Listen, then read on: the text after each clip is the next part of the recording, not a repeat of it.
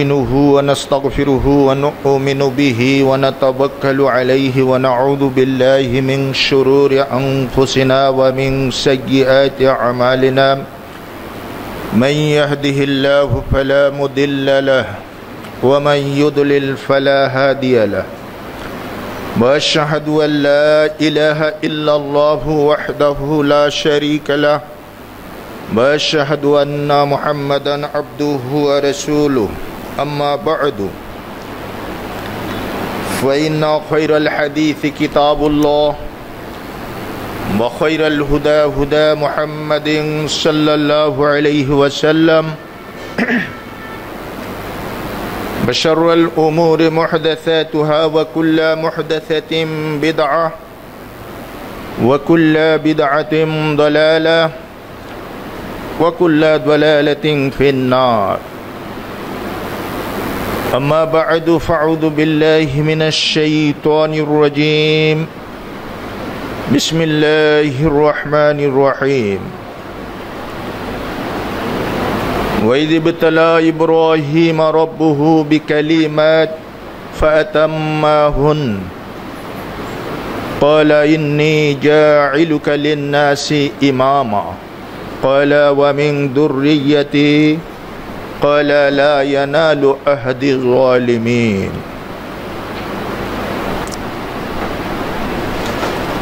وقال النبي الأمين صلى الله عليه وسلم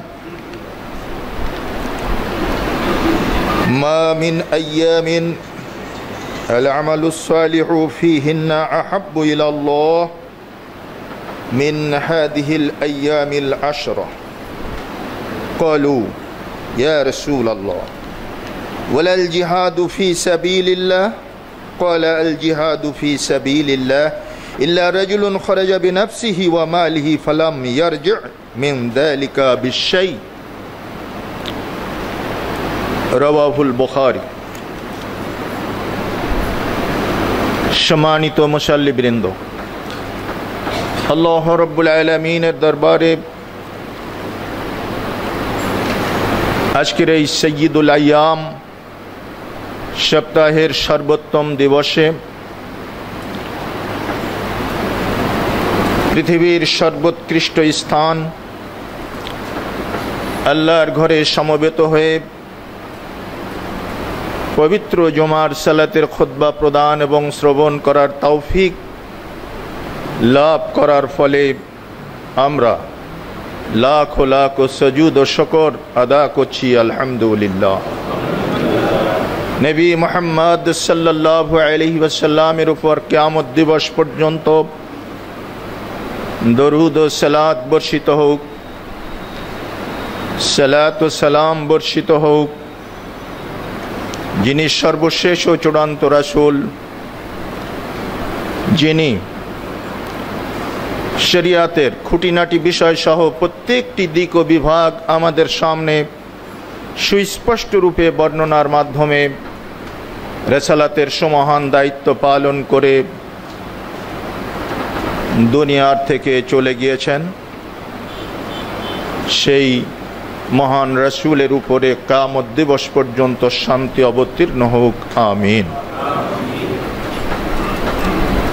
আল্লাহ পাকের শুকর গুজার করছি অতঃপর আরো 27 মার্চ 2020 এই আল আমিন জামে মসজিদে আমার খুতবার প্রোগ্রাম ছিল। বিশ্বব্যাপী করোনা মহামারীর আক্রমণ বাংলাদেশেও যখন পর্যাপ্ত পরিমাণে ছড়িয়ে পড়ল, সরকার লকডাউন ঘোষণা করার ফলে 27 মার্চ আমি ঢাকাতে আসতে পারিনি, খুতবায় উপস্থিত হতে পারিনি। সেই অবধি আর ঢাকায় আসা হয়নি। আজকে 24 জুলাই সেই লকডাউন খুলে প্রথমেই আল আমিন জামে মসজিদে আগমন করার সুযোগ আল্লাহ দান করলেন। এর জন্য আবারও শুকরিয়া জ্ঞাপন করছি আলহামদুলিল্লাহ। সম্মানিত মুসল্লিবৃন্দ, সঙ্গত কারণেই আজকের খুতবার বিষয়বস্তু কি সেটা আপনারা মনে মনে খানিকটা উপলব্ধি করতে পারছেন। জিলহজ মাস এবং কুরবানির মাহাত্ম্য ও তাৎপর্য। এ পর্যায়ে কিছু বলতে গেলেই যে মহামানবের স্মৃতি আমাদের সামনে বারংবার প্রকটিত হবে, তিনি হচ্ছেন নবী ইব্রাহিম আলাইহিস সালাতু ওয়াত তাসলিম, আল্লাহ পাকের খলিল। সাথে সাথে আমাদের সমাজে প্রচলিত কিছু ধারণা রয়েছে যা আল্লাহর খলিলের জীবনের সাথে সম্পৃক্ত নয়। কোরবানি এবং এই সংশ্লিষ্ট বিষয়ের সাথে সম্পৃক্ততা সেগুলোর নেই, কিন্তু আমরা সেগুলো ধর্মীয় আচার মনে করে পালন করে থাকি। এগুলো আমরা সংক্ষিপ্ত সময় নিরসন করার চেষ্টা করব ইনশাআল্লাহ। আরবি 12টি মাস, 12 মাসে 1 বছর। আরবি সালের 12তম দ্বাদশতম মাস হচ্ছে জিলহজ, সর্বশেষ মাস। এরপরে আগমন করবে প্রথম মাস মুহররম।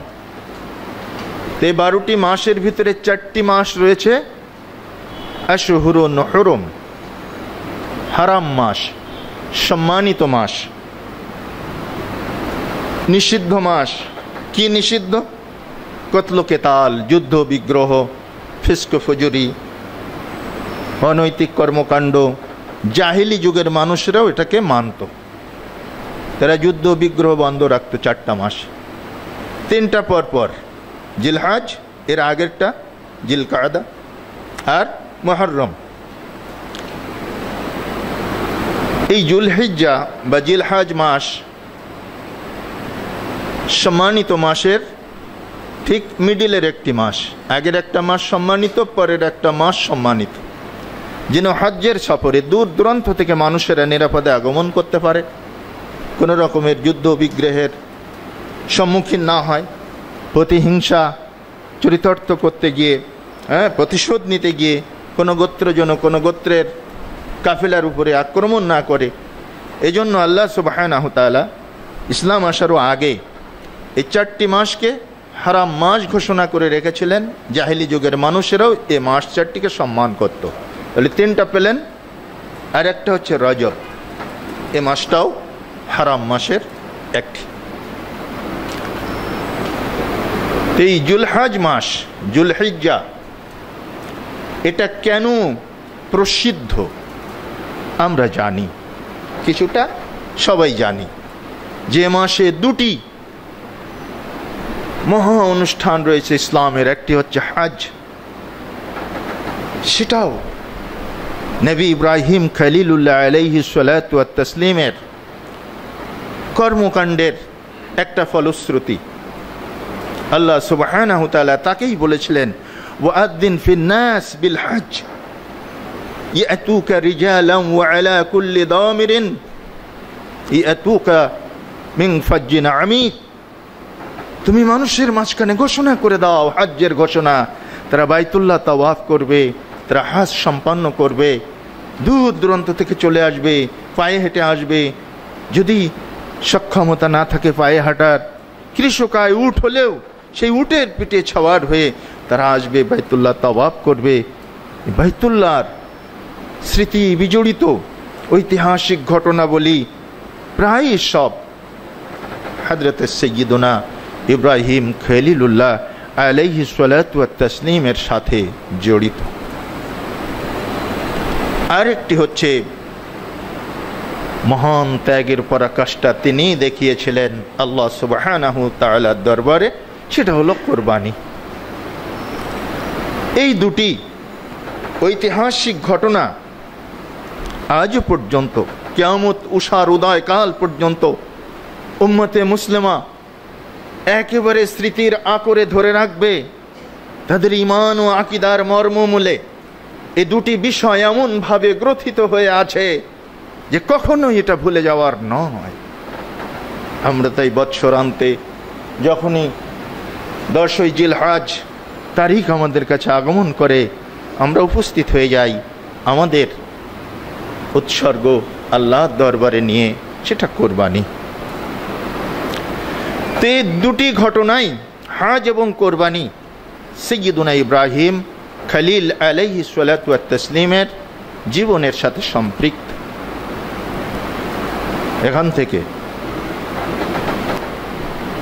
5321 বছর আগে ইমামুল হিন্দ মৌলানা আবুল কালাম আজাদ সাহেবের হিসাব মতে 5321 বছর আগে পারস্য উপসাগরের অনধিক 100 মাইলের মাথায় দুটো নদী রয়েছে, একটা দাজলা আর একটা ফোরাত। এর নিম্নাঞ্চলে, এর অববাহিকায় একটি দেশ, তার নাম হচ্ছে ব্যাবিলন, বর্তমান ইরাক। এখানে উর উপত্যকায় নবী ইব্রাহিম জন্মগ্রহণ করেছিলেন।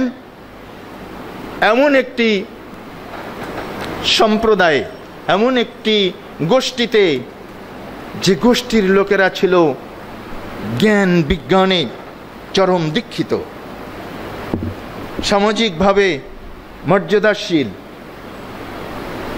শিক্ষিত, সম্মানী, স্থাপত্য শিল্পে তাদের দক্ষতা ছিল অপরিসীম। ওই যে প্রাচীনকালের যে সপ্তাশ্চর্য, তার ভিতরে একটা আছে না, ব্যাবিলনের শূন্য উদ্যান, এরা সেটা বানিয়েছে। মানুষ যখন জ্ঞান বিজ্ঞানে, স্থাপত্য শিল্পে, শিক্ষা দীক্ষায় মণ্ডিত হয়ে যায়, তখন তারা নিজেরা গর্ব এবং অহংকার বোধ করে। সে জাতি এভাবে সব দিক থেকে উন্নত থাকলেও তাদের ভিতরে তাওহীদের কোনো চেতনা ছিল না। সে অসভ্য, মূর্খ, বর্বর, তাওহীদি বলায়। অন্য দিক থেকে দুনিয়াবি জাগতিক উন্নতিতে শীর্ষে, কিন্তু ধর্মীয় দিক থেকে তারা ছিল অসভ্য, মূর্খ এবং বর্বর। সেই জাহেল সমাজে আল্লাহ সুবহানাহু ওয়া তাআলা পাঠিয়েছিলেন আল্লাহর খলিল ইব্রাহিম আলাইহিস সালাতু ওয়াত তাসলিমকে। সেই গোত্রের একজন, কি ওকে কি বলবেন আপনারা, যারা হিন্দুদের মূর্তি পূজারীদের ঠাকুর, হ্যাঁ, পুরোহিত, পুরোহিত, এটাই ভালো বাংলা। এই পুরোহিতের ঘরে ইব্রাহিম আলাইহিস সালামের জন্ম হলো। জন্মের পর থেকেই তিনি লড়েছেন এই জাহিলিয়াতের বিরুদ্ধে। আল্লাহ সুবহানাহু ওয়া তাআলা এই নবী ইব্রাহিমের অনেকগুলো পরীক্ষা নিয়েছে, অনেক। আল্লাহর ভাষায় বিকালিমাত, এটা রয়েছে আপনার সূরা বাকারা 124 নম্বর আয়াত।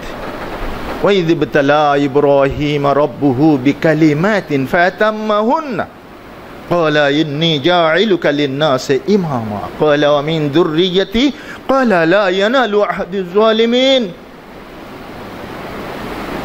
হে মুহাম্মদ সাল্লাল্লাহু আলাইহি ওয়াসাল্লাম, স্মরণ করুন সেই সময়ের কথা যখন আমি ইব্রাহিমকে পরীক্ষা করেছিলাম, বিকালিমাত, অনেক পরীক্ষা দিয়ে। ফাতাম্মাহুন, তিনি সবগুলো পরীক্ষায় উত্তীর্ণ হয়েছিলেন।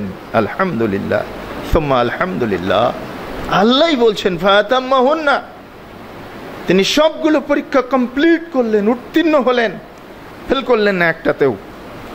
ক্বালা ইন্নী জাইলুকা লিন-নাসি ইমামা, তখন আল্লাহ রেজাল্ট ঘোষণা করলেন, আমি তোমাকে গোটা মানব জাতির ইমাম হিসাবে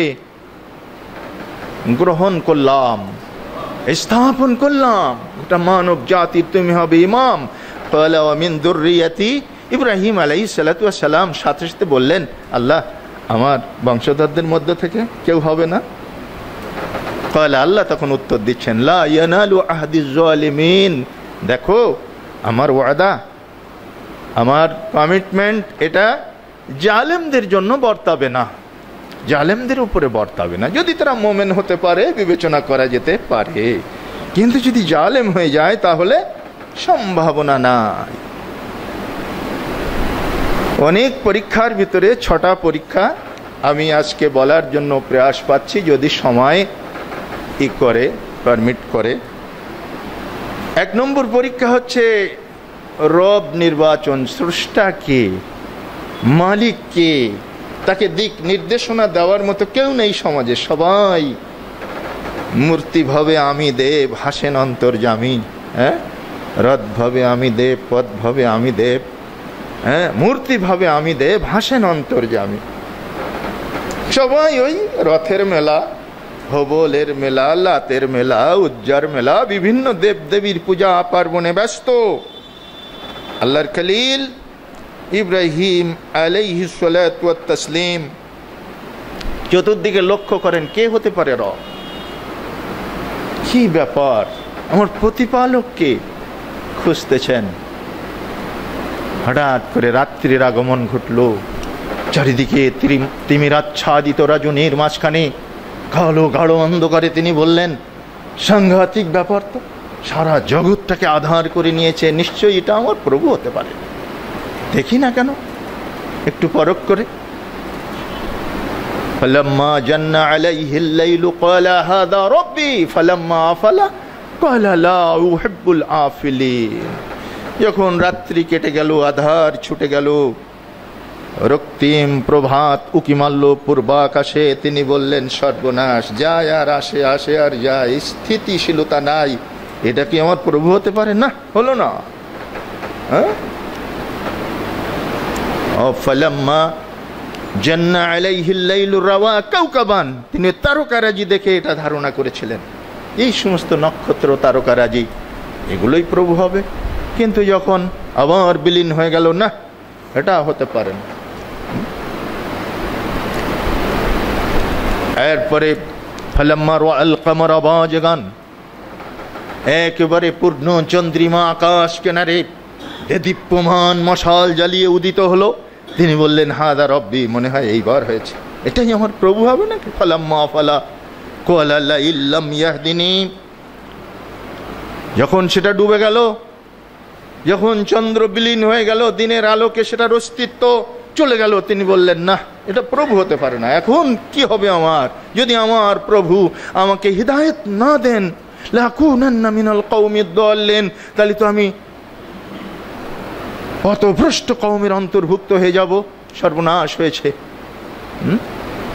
ফালাম্মা রাআশ শামসা বাজিগাতান, এবার দেখলেন পূর্বাকাশ ভেদ করে উঠছে, হ্যাঁ, একেবারে মধ্যাহ্ন মার্তণ্ড যখন মাথার উপরে এসে তাপ বিকিরণ করছে, তিনি চমকে উঠলেন, ঠিক আছে, এইবার মনে হয় পেয়ে গেছি, বাজিগাতান, সবচেয়ে আলোক উজ্জ্বল। ক্বালা হাদা রব্বি, এটা আমার প্রভু হতে পারে। এই বলে তিনি চিন্তা ভাবনা করছেন এটাকেই রব বলে স্বীকৃতি দেবেন কিনা। দেখা গেল আবার অস্তাচলগামী সূর্য পশ্চিম দিগন্তে রক্তিম আভা ধারণ করে বিলীন হয়ে গেল। না, হলো না, এটা আমার প্রভু হতে পারে না। এখন কি হবে? ইন্নী বারিয়্যুম মিম্মা তুশরিকুন, হে আমার কওম, শুনে রেখে দাও, তোমরা এই সমস্ত চন্দ্রের পূজা, সূর্যের পূজা, তারকার পূজা, নক্ষত্রের পূজা এগুলো করে থাকো, এগুলো কেউ আমার প্রভু না। ইন্নী বারিয়্যুম মিম্মা তুশরিকুন, তোমরা যে শিরকের ভিতরে মুবতালা হয়ে আছো, এর থেকে আমি নিজেকে সম্পূর্ণ একেবারে কি করলাম, এর থেকে অবমুক্ত ঘোষণা করলাম, আমি এর সাথে নেই। এই কথা হয়ে গেল তার আব্বার সাথে। মূলত এই আয়াত শুরু হওয়ার আগে তার আব্বার সাথে কথাবার্তা হচ্ছে, এরকম নমুনা রয়েছে। তো এক দফা আব্বার সাথে কথাবার্তা হয়ে গেল রব সম্পর্কে। দ্বিতীয় দফা, তাহলে এখন তিনি রব নির্বাচন করে ফেললেন। এরপরেই তিনি বলে উঠলেন, ইন্নী ওয়াজ্জাহতু ওয়াজহিয়া লিল্লাযী ফাতারাস সামাওয়াতি ওয়াল আরদা হানিফা ওয়া মা আনা মিনাল মুশরিকিন। ওই যেটা কুরবানির সময় আমরা পড়ে থাকি, তাই না? কুরবানির দোয়ার হিসাবে আমরা পড়ি, এটুকু যদি নাও পড়েন তবুও বিসমিল্লাহি আল্লাহু আকবার বলে জবাই করে দিলেই হয়ে যাবে। হ্যাঁ, বিসমিল্লাহি লাকা ওয়া মিনকা, বিসমিল্লাহি আল্লাহু আকবার, আল্লাহুম্মা লাকা ওয়া মিনকা, বিসমিল্লাহি আল্লাহু আকবার। এই সংক্ষিপ্ত দোয়াটুকু পড়েই জবাই করে দিতে পারেন। আর বললেন, আল্লাহুম্মা তাকাব্বাল মিন্নি ওয়া মিন আহলি, হে আল্লাহ, আমার পক্ষ থেকে, আমার পরিবারের পক্ষ থেকে কবুল করে নেন। বাস, এই মন্ত্রতন্ত্র জানি না বলে মানুষ ছুটাছুটি করে কোথায় হুজুর আছে ডেকে আন, দরকার নাই। তবে একটা জিনিস খেয়াল রাখবেন, জবাহ নিজেরা করবেন উত্তম। ওই যে খাদ্যনালী, হুলকুম, ওর সাথে একটা নালী আছে শ্বাসনালী, দুটো নালী কাটবেন। আর ওর দুই সাইডে আমাদের যেমন দুইটা রগ দেখতে পাচ্ছেন, দুইটা রগ আছে, এই চারটে রগ কেটে দিয়ে পশুকে শান্ত হতে দিবেন, নিথর নিস্তব্ধ হতে দিবেন। আপনি যে কষাই ঠিক করেছেন, ও বেটা কি করে জানেন, তাড়াতাড়ি যাতে নিথর নিস্তব্ধ হয়ে যায়, এই জন্য পায়ের শিরাগুলো খটখট করে কেটে দেয়। খবরদার এটা করতে দিবেন না। পশুকে জবাহ করতে হবে খুব কম কষ্ট অনুভূতির মাধ্যমে। খবরদার তাকে নিস্তব্ধ করার জন্য কখনো যেন অগ্রিম শিরা কেটে না দেয়, এটা খেয়াল করবেন। তারপরে সেলা শুরু করবে যখন সে নিথর হয়ে যাবে, নিস্তব্ধ হয়ে যাবে, যখন তার ভিতরে আর স্পন্দন থাকবে না, তখন একটু সময় লাগে বলে সময় সাশ্রয় করার জন্য কসাইরা এটা করে থাকে। এটা সাবধান হয়ে আপনারা খেয়াল করবেন। আর নিজেরা জবাহ করতে পারলে জবাহ করবেন, তাতে নেকি বেশি। তাহলে রবের নির্বাচনের ফয়সালা তিনি করে ফেললেন। ফাতারাস সামাওয়াতি ওয়াল আরদা হানিফা ওয়া মা আনা মিনাল মুশরিকিন। আসমান জমিন, এই সৃষ্টি জগৎ, এই বিশাল অন্তরিক্ষ, এই জলভাগ, এই ভূভাগ যিনি সৃষ্টি করেছেন তিনি আমার রব। তার দিকেই আমি আমার মুখমণ্ডল সন্নিবেশিত করে দিচ্ছি, সেদিকেই আমি রুজহান হয়ে যাচ্ছি, আর কেউ নয়। আমি মুশরিকদের অন্তর্ভুক্ত নয়। প্রথম পরীক্ষা ইব্রাহিম আলাইহিস সালাতু ওয়াস সালাম পাস। দ্বিতীয় পরীক্ষা এবার সাংঘাতিক পরীক্ষা, মুনাজারা, মুবাহাসা। এই তো মাত্র কয়েকদিন আগেই আমাদের শেখ ডক্টর মুসলিউদ্দিন তার সাথীদের নিয়ে করে আসলেন। আজকে মুনাজারা হচ্ছে ইব্রাহিম আলাইহিস সালাতু ওয়াত তাসলিমের সাথে সেই চল্ডিস জাতির রাজা, যাদেরকে বলা হতো কালদানি বা চল্ডিস, তাদের রাজা যে নিজেকে আল্লাহ বলে দাবি করেছিল, নমরুদ। সেই প্রতাপান্বিত সম্রাটের দরবারে ইব্রাহিম আলাইহিস সালাতু ওয়াত তাসলিমকে খাড়া করা হয়েছে। অসহায় ইব্রাহিম ফ্যাল করে চেয়ে আছেন, চতুর্দিকে দেখছেন কেউ নেই তার সঙ্গী, কেউ নেই তার সমর্থক, একা। তাওহীদি মিশনের এই বীর বিক্রম সেফাও সালার একাকী লড়বেন নমরুদের সাথে। তৎকালীন জামানায় সেই চল্ডিসদের আল্লাহ দাবিকারী রাজা নমরুদের সাথে এই সেই ছেলেটি, এই যে এনেছি, কই এই এটা আজরের ছেলে। কি আশ্চর্য, তোমার আব্বা এত বড় পুরোহিত, সারা রাজ্যের মানুষ তোমার আব্বাকে ঠাকুর মনে করে, দেবতুল্য সম্মানে ভূষিত করে, তার কথাই চলে, আর তুমি তার অবদ্ধ সন্তান। ছি ছি ছি বেটা, এটা হতে পারে না। তুমিও তোমার আব্বার সাথে আমাকে রব মানো। এই অসংখ্য দেবদেবী ঠাকুর মূর্তি দেখা যাচ্ছে, এদের কাছে ষষ্ঠাঙ্গ পরিণিপাত করে যাচা করো, মাঙ্গা করো, মূর্তি পূজায় রত হয়ে যাও। ইব্রাহিম আলাইহিস সালাতু ওয়াস সালাম বললেন, না, এটা আমি পারি না। আমার রব হচ্ছেন তিনি যিনি জীবন এবং মরণের মালিক, আমি তারই ইবাদত করি। এই ঘটনাটি আল্লাহ সুবহানাহু ওয়া তাআলা সূরা বাকারার 258 নম্বর আয়াতে বিধৃত করেছে। আলাম তারা ইলাল্লাযী হাজ্জা ইব্রাহিমা ফি রাব্বিহি আন আতাহুল্লাহুল মুলক। হে নবী, হে পাঠক, কোরআনের পাঠক, তোমরা কি দেখোনি ইব্রাহিম আলাইহিস সালামের সাথে এমন এক ব্যক্তি ঝগড়ায় প্রবৃত্ত হয়েছিল, বহসে মত্ত হয়েছিল, মুনাজারা করেছিল, যাকে আমি দিয়েছিলাম বিশাল রাজত্ব। আন আতাহুল্লাহুল মুলক, সেই প্রতাপান্বিত সম্রাট, তাকে তোমরা দেখোনি? তার কথা শোনোনি? ইতিহাস তোমাদের সামনে নেই? সে বলেছিল, ইব্রাহিম আলাইহিস সালাম বলেছিলেন, ক্বালা ইব্রাহিমু রাব্বিয়াল্লাযী ইউহয়ী ওয়া ইউমীত। দেখুন, আমি দ্ব্যর্থহীন ভাষায় বলে দিচ্ছি, আমার প্রভু তিনি, যিনি মানুষকে জীবন্ত করেন, মানুষের জীবন দান করেন এবং মানুষের মৃত্যু দান করেন, তিনি আমার প্রভু। আপনি আমার প্রভু হতে পারেন না। ওহ ইব্রাহিম, হ্যাঁ বুঝেছি এই কথা। এই কে আছো? দুইজন কয়েদি নিয়ে এসো। দুজন কয়েদিকে আনা হলো, যারা মৃত্যুদণ্ডাদেশ প্রাপ্ত। আনলেন, দাঁড় করিয়ে দিলেন। ইব্রাহিম, এতক্ষণে বুঝেছি আসল ঘটনা কি। এটাই তো, তোমার প্রভু বাঁচাতেও পারে, মরতেও পারে। আরে আমিও পারি এটা, এই দেখো। এক কোপে কল্লা উড়িয়ে দিল এক আসামিকে, আরেকটাকে বলল, তুই বেকসুর খালাস, যা চলে যা। লোকটা নাচতে নাচতে চলে যাচ্ছে। দেখলে ইব্রাহিম, আমার কত ক্ষমতা, আমি বাঁচালাম, আমি মারলাম। সবাই মনে করলো এবার ইব্রাহিম উপযুক্ত শিক্ষা পেয়ে গেছে, আর কোনো উত্তর দিতে পারবে না। লাজবাব হয়ে হয়তো নমরুদকেই প্রভু মানা লাগবে। ইব্রাহিম আলাইহিস সালাতু ওয়াত তাসলিম বিনয়ের সাথে ভদ্রচিত ভাষায় এবার বললেন, ফাইন্নাল্লাহ ইয়াতি বিশ-শামসি মিনাল মাশরিক ফাতি বিহা মিনাল মাগরিব। হ্যাঁ বুঝলাম, আপনার অনেক ক্ষমতা, আপনি বাঁচালেন, আপনি মারলেন, দেখলাম তো চোখের সামনে সবই। তো জনাব, আপনি এবার একটা কাজ করুন, আমার আল্লাহ সুবহানাহু তাআলা সূর্যকে প্রতিদিন পূর্ব দিগন্ত থেকে উদয় ঘটান, আর পশ্চিম দিগন্তে সেটা অস্তমিত হয়। আপনি আজকে একটু পশ্চিম দিগন্ত থেকে উদয় ঘটিয়ে পূর্ব দিগন্তে ডুবিয়ে দেন, দেখি আপনার কেমন পাওয়ার। ফাবুহিতাল্লাযী কাফার।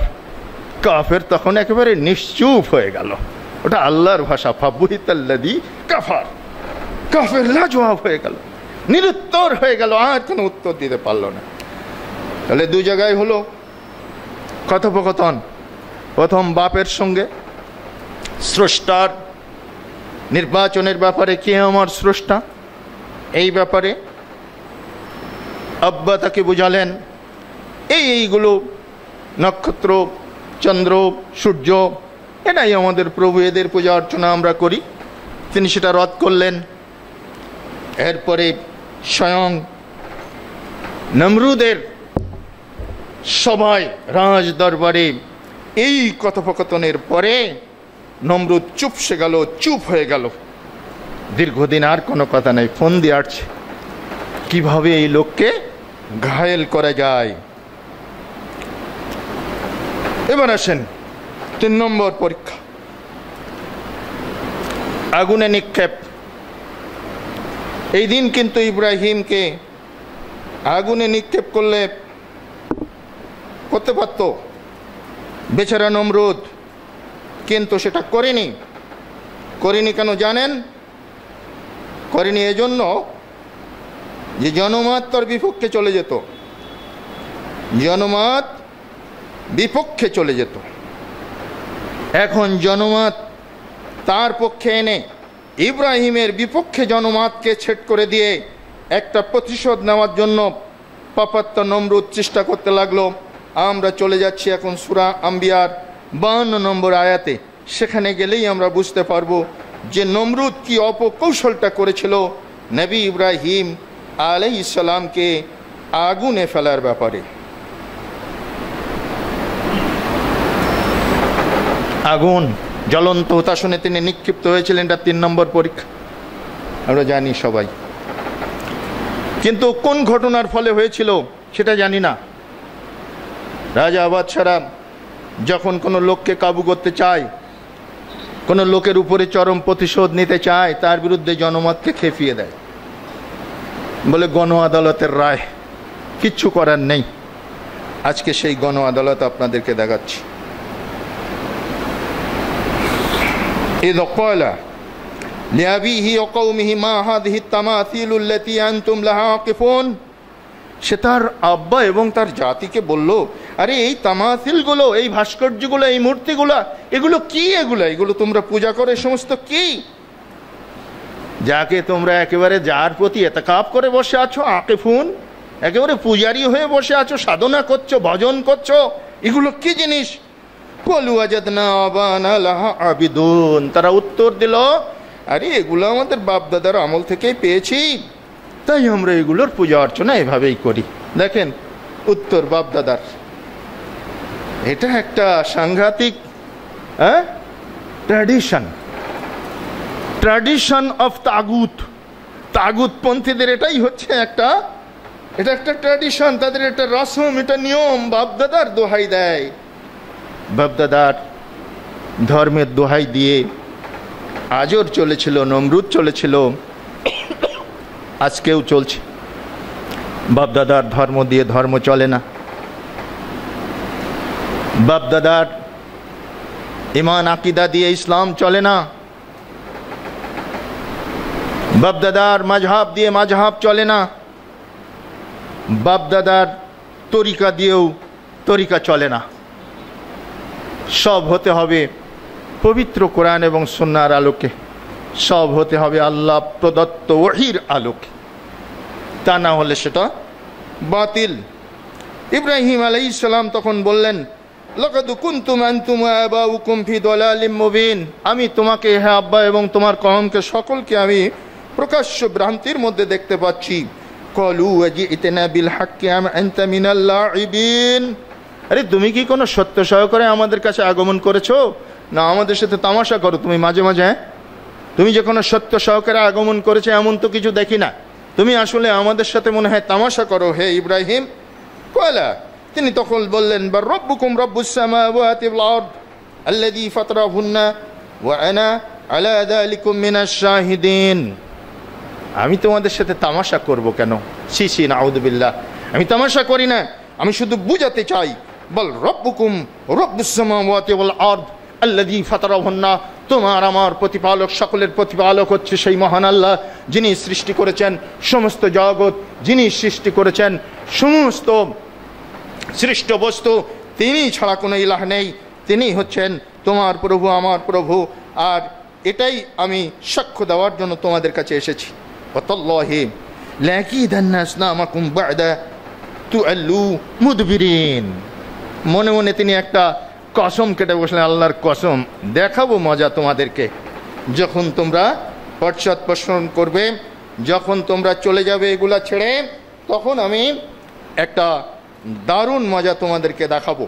ফাজআলাহুম জুদাজান ইল্লা কাবীরান লাহুম লাআল্লাহুম ইলাইহি ইয়ারজিউন, তারা চলে গেল, কওমের লোকেরা রথের মেলায় বিভিন্ন পূজা পার্বণে চলে গেল, একেবারে কেউ নেই, ফাঁকা মহল্লা। সেই মহল্লার মন্দিরে উঠে ইব্রাহিম আলাইহিস সালাতু ওয়াত তাসলিম কি করলেন, আর সহ্য হয় না, বিভিন্নভাবে তাদেরকে বুঝালেন, বিভিন্ন ভাষায়, বিভিন্নভাবে, বিভিন্ন পদ্ধতিতে।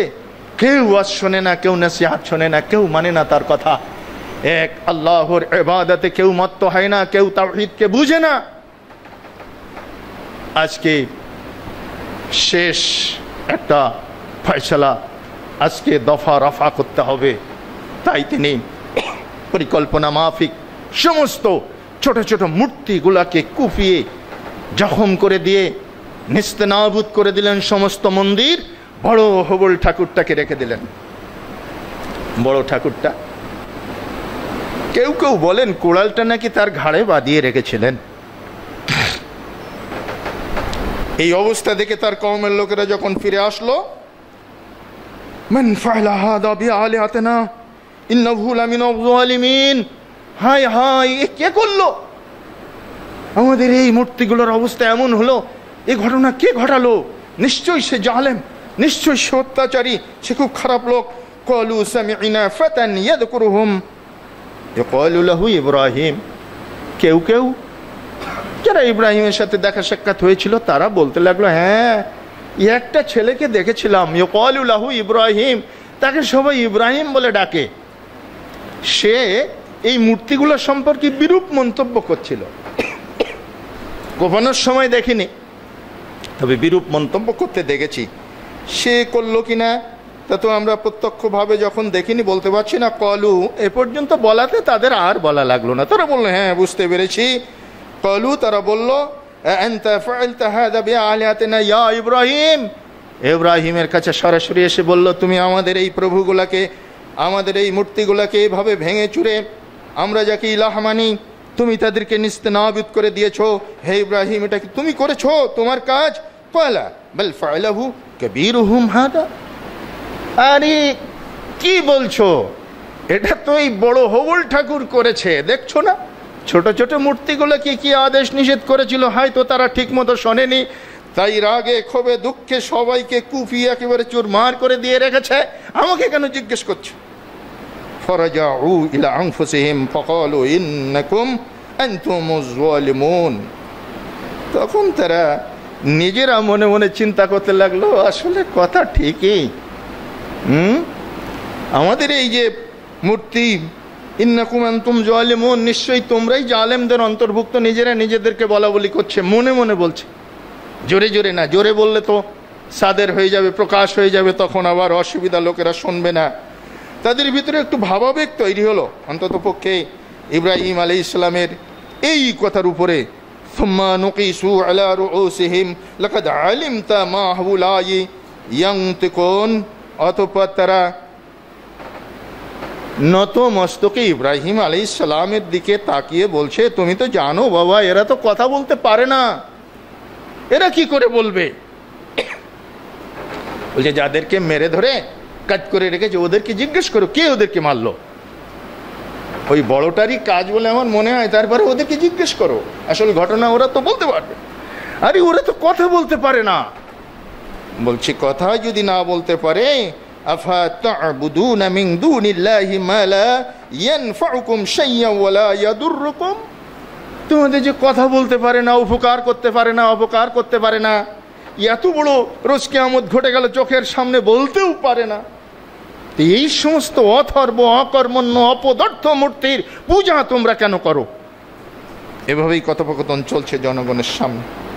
উফিল লাকুম লিমা তা'বুদুনা মিন দুনিল্লাহি আফালা তা'কিলুন, ধিক শত ধিক, দুঃখ আফসোস হয় তোমাদের জন্য। লিমা তা'বুদুনা মিন দুনিল্লাহি, আল্লাহ ছাড়া যাদেরকে পূজা করো তাদের জন্য আমার দুঃখ হয়। আফালা তা'কিলুন, তোমরা কি কিছুই বুঝবে না? তোমরা কি একেবারে এভাবেই নাদান থেকে যাবে, স্টুপিড থেকে যাবে? এভাবেই তোমরা মূর্খ, বুঝবে না কখনো? কলু, এবার তারা বলল, হ্যাঁ বুঝতে পেরেছি, এ কাজ তোমারই। এবার দেখেন তারা বলছে, জনগণ বলছে, কলু হারিকুহু ওয়ানসুরু আলিহাতাকুম ইন কুনতুম ফাইলিন। আরে ও সমস্ত কথা আর হবে না, কাজ আর হবে না, একে আর রুকাওয়াট করা যাচ্ছে না, পুড়িয়ে দাও, জ্বালিয়ে দাও তাওহীদেরই আস্তানা। দেখেন আজ পর্যন্ত স্লোগান হয় না রাস্তায় রাস্তায়, অমুকের আস্তানা পুড়িয়ে দাও, অমুকের কালো হাত ভেঙে দাও, অমুকের এই সমস্ত স্লোগান, এই সমস্ত উৎপাত কোত্থেকে আসলো, কিভাবে আসলো, কখন থেকে? এই যে গণ আদালত রায় দিয়ে দিল হাররিকুহু, নমরুদ কিন্তু চুপ, ওদিকে বসে বসে মেন সুইচ টেপে আর কাজ করে। আমি ওকে কিছু বলবো না, জনগণই দায়ী থাকবে। জনগণ কাজ করছে, গণ আদালত রায় দিয়ে দিল হাররিকুহু, পুড়িয়ে দাও। বাস জ্বলন্ত হুতাশনে নিক্ষিপ্ত হলেন। আল্লাহ সুবহানাহু তাআলা সব ধরনের অপকৌশল একেবারে ফাঁকা করে দিলেন। রব্বুল আলামিন আসমান থেকে ফয়সালা করে দিলেন, ইয়া নারু কুনি বারদাম ওয়া সালামান আলা ইব্রাহিম, হে আগুন ইব্রাহিমের উপরে শান্তিপ্রদ স্থান হয়ে যাও, শীতাতপ নিয়ন্ত্রিত হয়ে যাও। কুনি বারদান যদি বলতেন, সালামান না বললে একবারে হিম হয়ে যেতেন, কিন্তু বারদান ঠান্ডা হয়ে যাও বলে আল্লাহ থামেননি। ওয়া সালামান, শান্তিপ্রদ। এসি কই পাইলেন? এসি পাইলেন কই? এই যে বারদানের সাথে একটা সালামান যোগ করলে এসি হয়। হ্যাঁ, ইব্রাহিম আলাইহিস সালামের তৃতীয় পরীক্ষায় তিনি উত্তীর্ণ হলেন। এবার সিদ্ধান্ত নিলেন, না আর থাকা যায় না, আর এখানে থাকা যায় না। মানুষগুলো এত বড় জুলুম করলো, এভাবে আমাকে আগুনে ফেলে দিল, আমার আব্বারও একটু হৃদয়ে দয়ার উদ্রেক হলো না? আল্লাহ সুবহানাহু তাআলা সূরা বাকারার 165 নম্বর আয়াতে বলছেন, আমিনান নাসি মাইয়াত্তাখিজু মিন দুনিল্লাহি আনদাদা ইউহিব্বুনাহুম কাহুব্বিল্লাহ ওয়াল্লাযীনা আমানু আশাদ্দু হুব্বান লিল্লাহ। মানুষের ভিতর থেকে এমন কিছু মানুষ রয়েছে, মাইয়াত্তাখিজু মিন দুনিল্লাহি আনদাদা, যারা আল্লাহ ছাড়া অন্যদেরকে, ঠাকুর দেবতা মূর্তিগুলোকে তাদের মাবুদ মেনে নিয়েছে। ইউহিব্বুনাহুম, ওদেরকে তারা খুব মহব্বত করে। ইউহিব্বুনাহুম, ওই ঠাকুর দেবতা প্রতিমা, হ্যাঁ, ওগুলোকে খুব মহব্বত করে। কাহুব্বিল্লাহ, আল্লাহকে মহব্বত করার মতোই। তা না হলে কি নিজের পুত্রকে আগুনে ফেলতে পারে? কত মহব্বত করে ঠাকুরকে। লাত উজ্জা হবল মানাত, বড় বড় মূর্তিগুলাকে কতটা মহব্বত করলে নিজের হাতে নিজের পুত্রকে আগুনে নিক্ষেপ করা যায়। ওয়াল্লাযীনা আমানু আশাদ্দু হুব্বান লিল্লাহ, আল্লাহ বলে দিলেন, কিন্তু যারা ঈমানদার, যারা আল্লাহকে ভালোবাসে, আল্লাহর উপরে ঈমান আনয়ন করেছে, তাদের ভালোবাসাটা আশাদ্দু হুব্বান লিল্লাহ, সুবহানাল্লাহি ওয়া বিহামদিহি, তাদের ভালোবাসা হচ্ছে এর চাইতে গভীরতম ভালোবাসা, কঠিন ভালোবাসা। তাদের ভালোবাসার সাথে তুলনাই হবে না। এখন তো আপনাকে প্রমাণ করতে হয়, তাহলে তারা তো ঠাকুর দেবতার ভালোবাসায় নিজের পুত্রকে আগুনে ফেললো, আপনি কি করেছেন? এখন একটা চ্যালেঞ্জের সম্মুখীন হয়ে গেল না গোটা তাওহীদপন্থী মানুষগুলো, গোটা মুসলিম জাতি। আশাদ্দু হুব্বান লিল্লাহ, আরে আল্লাহকে যারা ভালোবাসে তাদের ভালোবাসা ওই ঠাকুর দেবতার ভালোবাসার চাইতে অনেক উন্নত, অনেক উত্তম, অনেক গভীর ভালোবাসা। প্রমাণ কই? এটা মনে রেখেন। 3 নম্বর পরীক্ষা ইব্রাহিম আলাইহিস সালাম পাশ করলেন, আর মন চাইল না থাকতে এই কওমের কাছে, যারা এতই দুর্বৃত্ত, জালেম, এত বড় বেইনসাফ। আমার মা বাপও কথা বললো না, নিজের গোত্রীয় মানুষগুলো নিশ্চুপ, শুধু নিশ্চুপ না, তারাই সহযোগিতা করে আমাকে আগুনে নিক্ষেপ করলো। না, থাকবো না, চলো। স্ত্রী ছাড়াকে বললেন, চলো ব্যাগেজ গুটিয়ে নাও। লোত, ভাতিজা, তুমি যাবে আমাদের সাথে? হ্যাঁ যাবো চাচা, চলো চলে যাই। ইন্নী যাহিবুন ইলা রাব্বি সায়াহদিন, আমি চলে যাচ্ছি আমার রবের কাছে, নিশ্চয়ই তিনি আমাকে পথ প্রদর্শন করবেন। চললেন হিজরত করে। 37 নম্বর সূরা, সূরা সাফফাত 99 নম্বর আয়াত থেকে কথাবার্তা শুরু হয়ে গেল। ইন্নী যাহিবুন ইলা রাব্বি সায়াহদিন, আমার প্রতিপালকের কাছে আমি চললাম, রওনা দিলাম, সেখানে তিনি আমাকে পথ প্রদর্শন করবেন।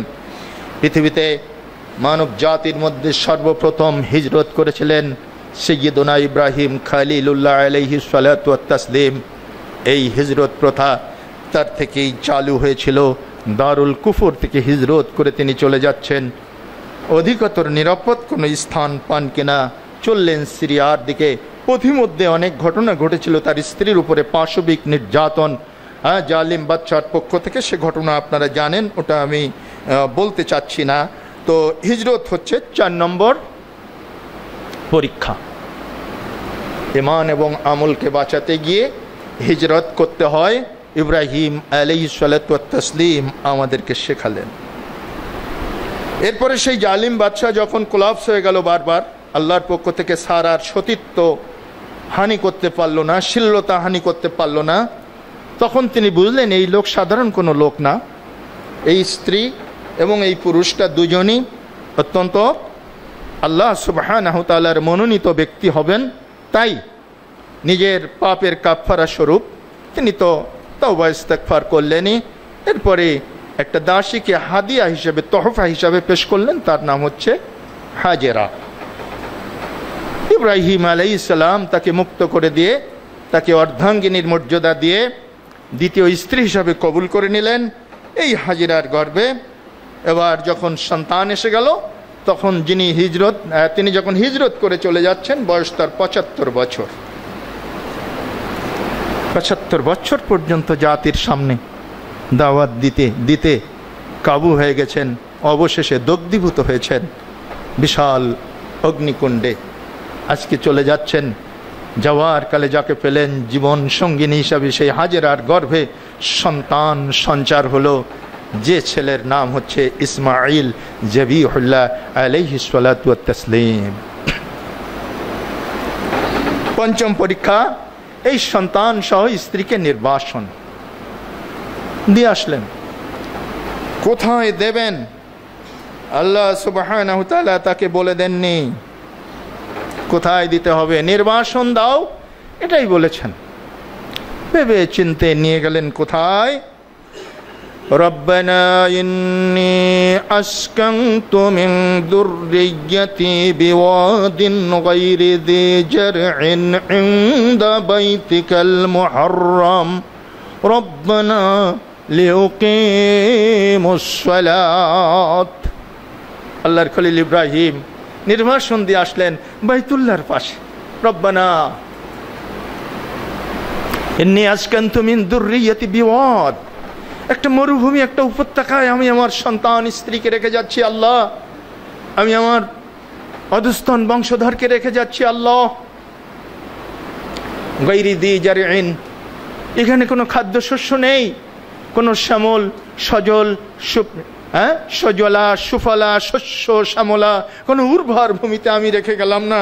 ইনদা বাইতিকাল মুহাররাম, আল্লাহ তোমার সম্মানিত ঘরের কাছে রেখে গেলাম।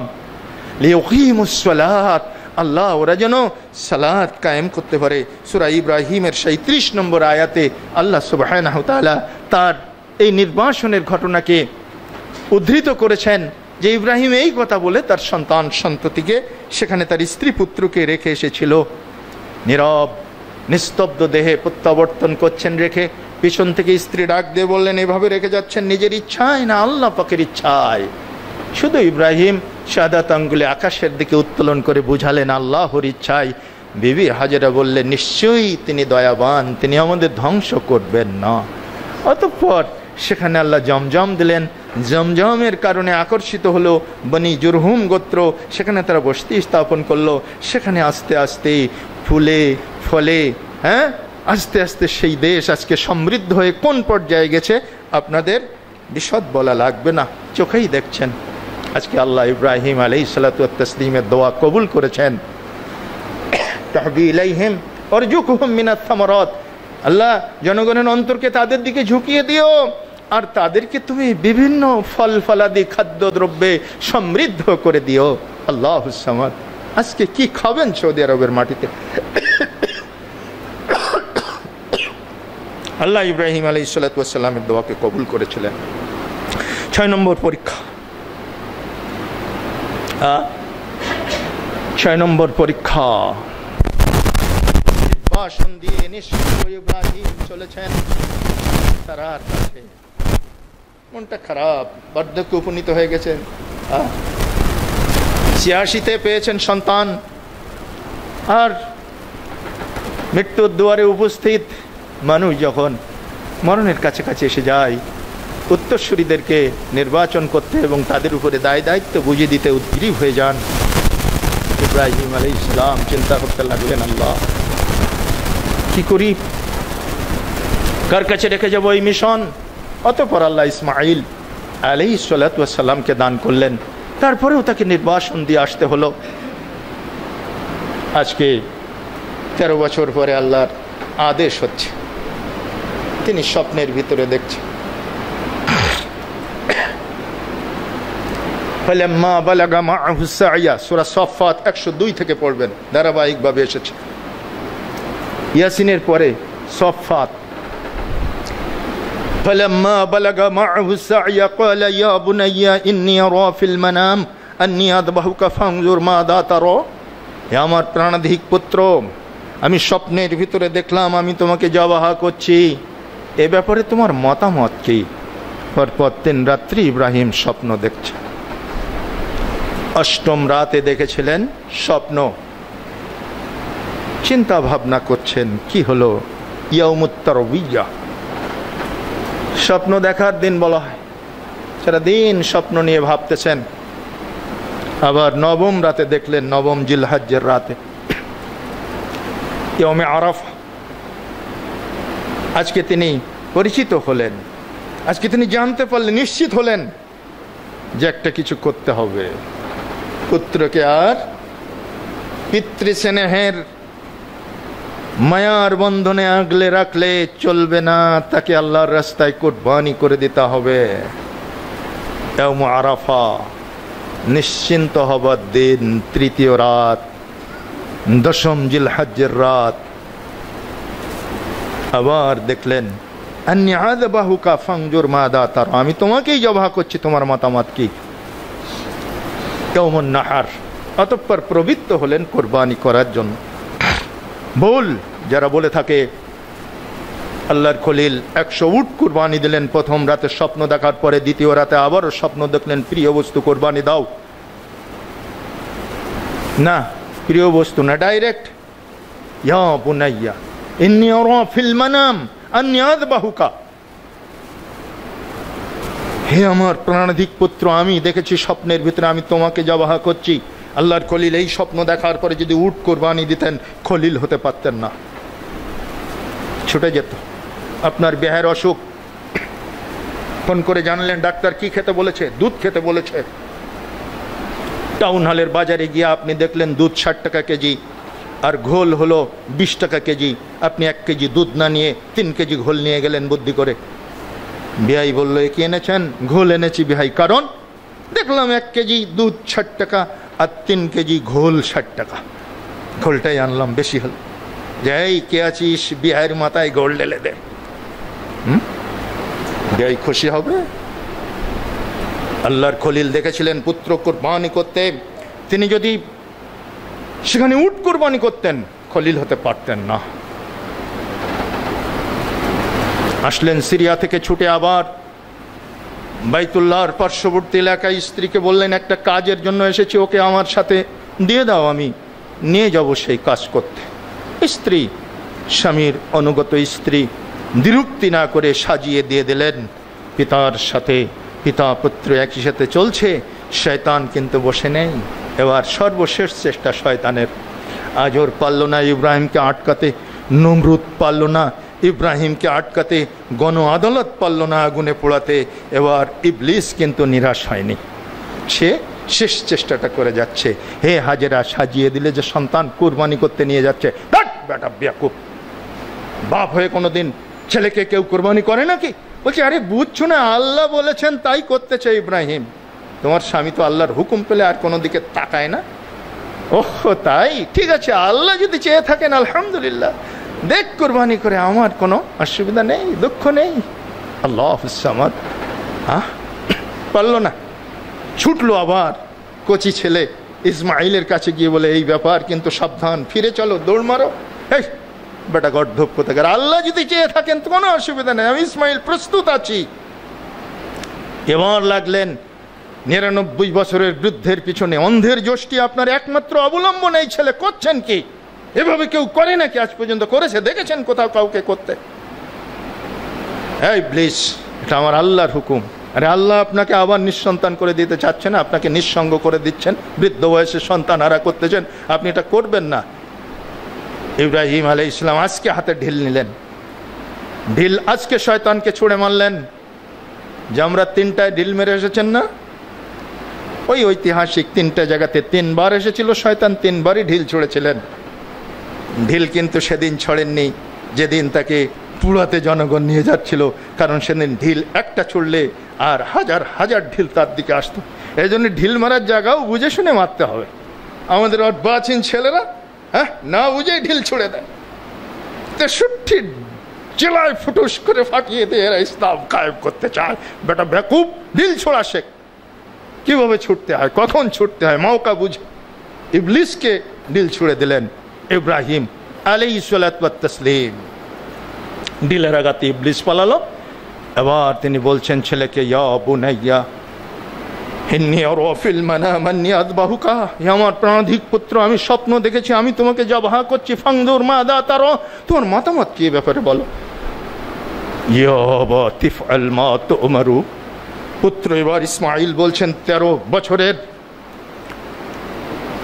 ফুল্ল যুবক, পিতার কথার প্রেক্ষিতে উত্তর দিচ্ছেন, ইয়া আবা তিফআল মা তুমারু সাতাজিদুনি ইনশাআল্লাহু মিনাস সাবিরিন। হে আমার আব্বা, যে আদেশে আপনি আদিষ্ট হয়েছেন বললেন না যে স্বপ্ন দেখেছেন আপনি, সেটা বললেন না। নবীদের স্বপ্ন ওহী। যুবক ইব্রাহিম, যুবক ইসমাইল, তরুণ ইসমাইল বুঝতে পেরেছেন আমার আব্বা নবী, ওহী হয়েছে তার উপরে। আব্বা আপনি বাস্তবায়ন করুন যেটা আদেশে আপনি আদিষ্ট হয়েছেন সেটা। ফালাম্মা আসলামা, যখন পিতা এবং পুত্র আত্মনিবেদন করলো মহান প্রতিপালকের সামনে, ওয়াতাল্লাহু লিল জাবিন, পুত্রকে ইব্রাহিম কাত করে শুয়ায়ে দিলেন, অতঃপর তার গলায় ছুরি চালু করে দিলেন। দেহের সর্বশক্তি প্রয়োগ করে ছুরির উপরে জোর দিয়ে তিনি কাটার জন্য চেষ্টা করছেন। ওয়ানাদাইনাহু আইয়া ইব্রাহিম, আল্লাহ বলছেন আমি ইব্রাহিমকে ডাক দিয়ে বললাম, হে ইব্রাহিম, কদ সাদ্দাকতার রুইয়া ইন্নাকা যালিকা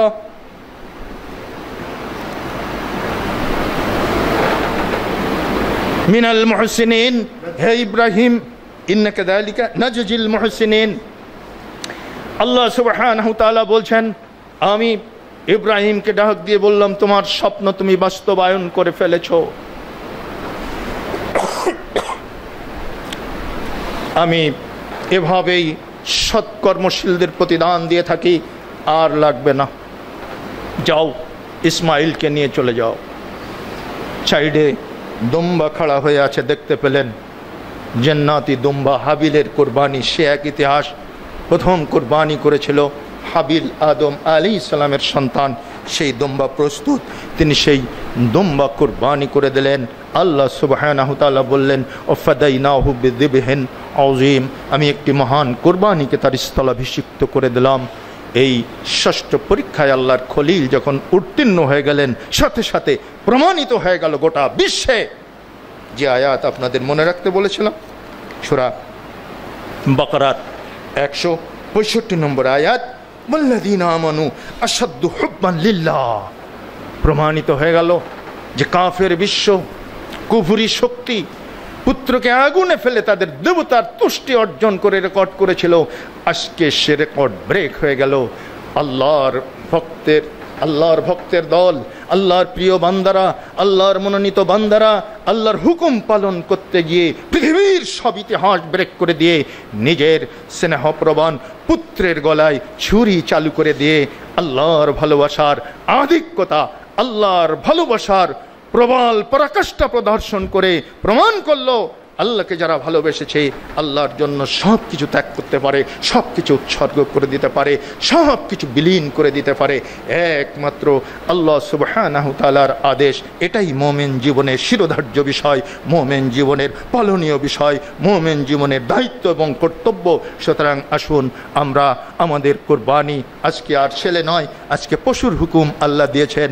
এটা তারাকনা আলাইহি ফিল আখিরিন, আল্লাহ বলে দিলেন আমি পরবর্তীদের উপরে এই ধারা জারি রেখে দিলাম, তারা বৎসরান্তে 10ই জিলহজ্জে একটি পশু কুরবানি করবে।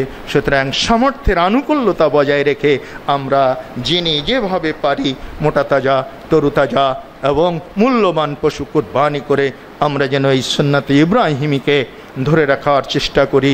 এর বিনিময়ে মহান আল্লাহ যেন আমাদেরকে যা যা খায়ের হিসাবে হযরত ইব্রাহিম আলাইহিস সালাতু ওয়াত তাসলিম এবং সর্বশ্রেষ্ঠ সর্বশেষ রাসূল যিনি বলেছিলেন সুন্নাত আবিকুম ইব্রাহিম, এই কুরবানি হচ্ছে তোমাদের পিতা ইব্রাহিম আলাইহিস সালামের সুন্নাত, তার সাথে এবং ইব্রাহিম আলাইহিস সালামের সাথে আমাদেরকে যেন জান্নাত খুশনসিব করেন। এই আবেদন মহান আল্লাহর দরবারে পেশ করে আজকের খুতবা এখানেই পরিসমাপ্ত করছি। আকুলু কাউলি হাযা আস্তাগফিরুল্লাহ লি ওয়া লাকুম ওয়া লিসাইরিল মুসলিমিন।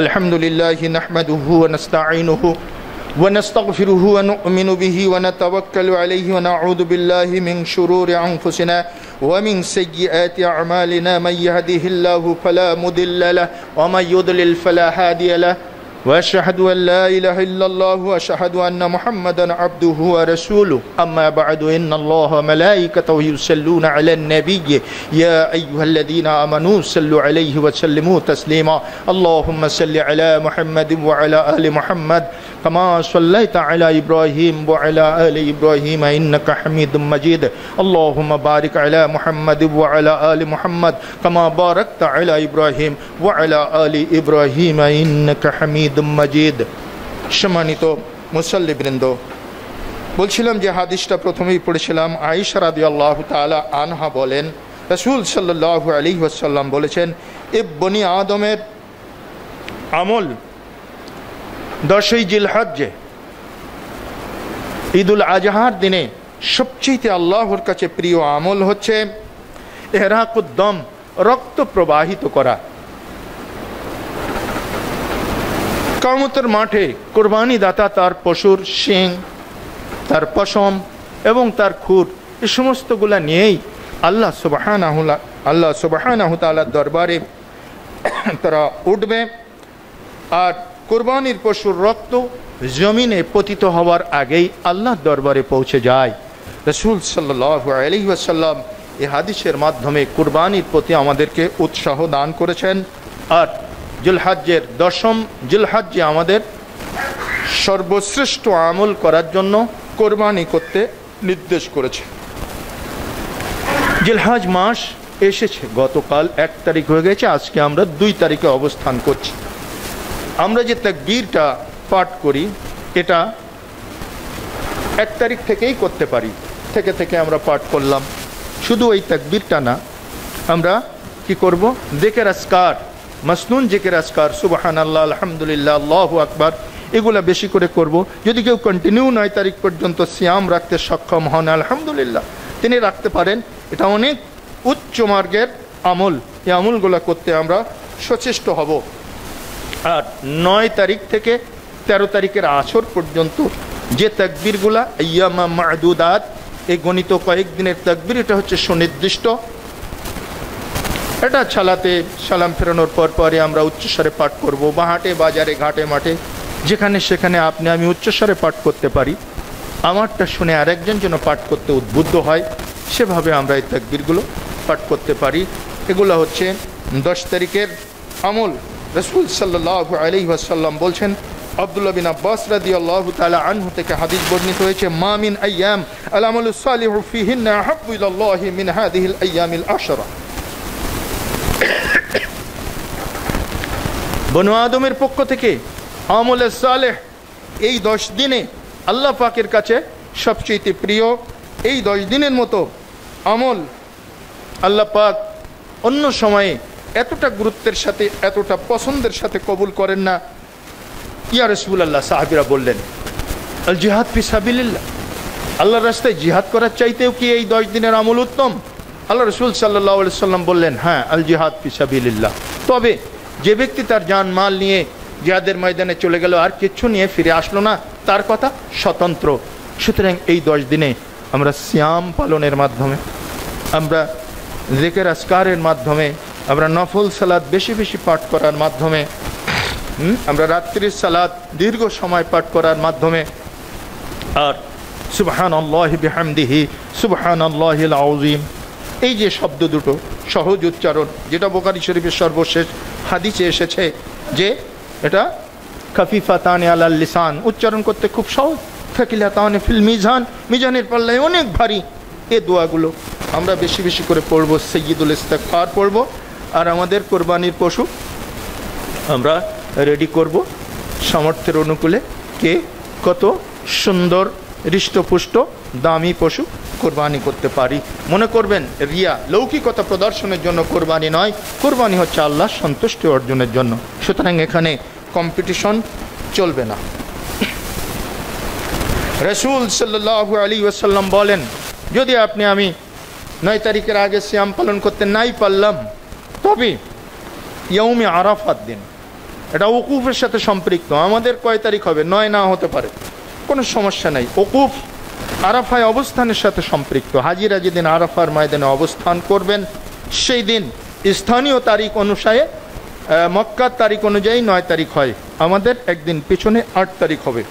এই উকুফের দিন, আরাফা উকুফের দিনে রাসূল সাল্লাল্লাহু আলাইহি সাল্লাম বলছেন, সিয়ামু ইয়াউমি আরাফা আহতাসিবু আলাল্লাহি আইয়ুকাফিরা আস-সানাতাল্লাতী ক্বাবলাহু ওয়াস-সানাতাল্লাতী বা'দাহু।